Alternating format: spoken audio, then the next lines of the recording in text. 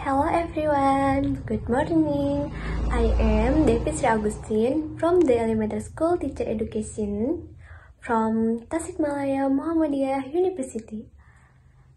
Here I will present listening and bottom up and top down listening strategies.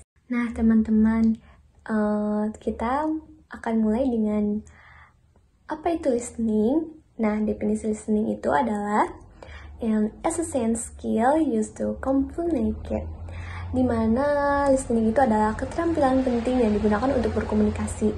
Nah, dan yang kedua itu is enable to use to completely understand matter we hear and come out with a proper feedback. Di mana listening ini memungkinkan kita untuk benar-benar memahami hal-hal yang kita dengar dan memberikan umpan balik yang sesuai. Nah, dan yang ketiga itu is the ability to accurately receive and interpret messages in the communication process. Di mana listening ini adalah kemampuan untuk menerima dan menafsirkan pesan secara akurat dalam proses komunikasi. Nah, seperti yang kita ketahui dari awal, ternyata listening itu mempunyai dua strategi. Nah, yang pertama itu bottom up dan top down. Nah, di sini apakah kalian sudah tahu bottom up itu apa? Nah, bottom up itu adalah the listener attempt to make sense of the language sound by sound, word by word, with less use of background knowledge. Jadi, di mana pendengar berusaha memahami bahasa bunyi demi bunyi atau kata demi kata dengan sedikit menggunakan latar belakang pengetahuan. Nah, dan yang kedua itu, the listener relies on the language in the message, e.g. sounds, word and grammar that creates the meaning.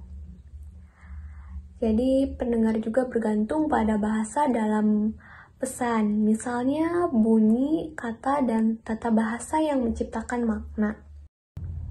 Contohnya, listening for specific details, yaitu mendengarkan detail yang spesifik.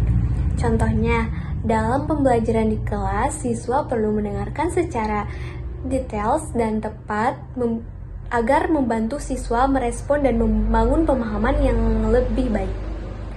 Nah, dan yang kedua yaitu recognizing word order patterns, yaitu mengenali pola urutan kata.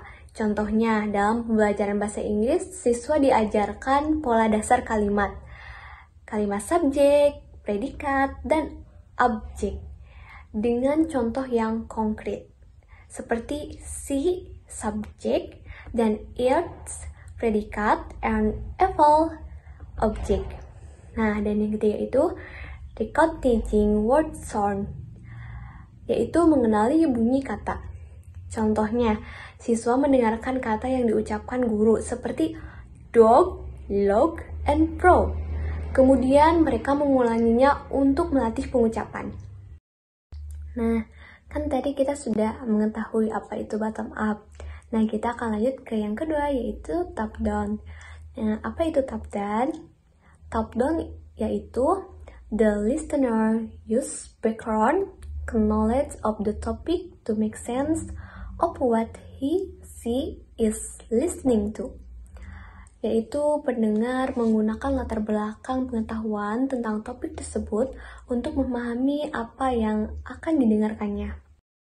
Nah, dan yang kedua itu, the listener already knows a fair amount of information about the topic and she is able to relate a story or information into a prior knowledge. Yang artinya, pendengar telah mengetahui cukup banyak informasi tentang topik tersebut dan dia mampu menghubungkan cerita atau informasi ke dalam pengetahuan sebelumnya. Contohnya top down. Yang pertama yaitu adalah listening for main idea. yaitu mendengarkan ide utama. Contohnya dalam presentasi, siswa mendengarkan dengan jelas kemudian mendeskripsikan ide utama dari materi presentasi tersebut. Dan yang kedua yaitu adalah taking down notes, yaitu membuat catatan. Contohnya, siswa mendengarkan materi presentasi dan membuat suatu catatan yang penting dari poin materi presentasi tersebut. Dan yang ketiga yaitu drawing inference, yaitu menarik kesimpulan. Contohnya, setelah mendengarkan ide utama dari materi yang disampaikan, kemudian membuat catatan poin-poin yang penting dari materi tersebut, kemudian menghasilkan suatu kesimpulan. Jadi, dapat saya simpulkan dari pemaparan strategi listening, bottom up and top down listening, yaitu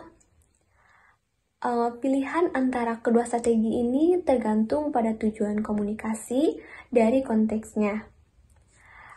Strategi bottom up lebih bersifat analitis, sementara top down lebih berfokus pada pemahaman secara keseluruhan.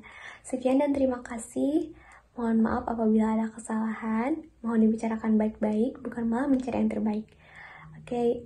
Thank you for attention.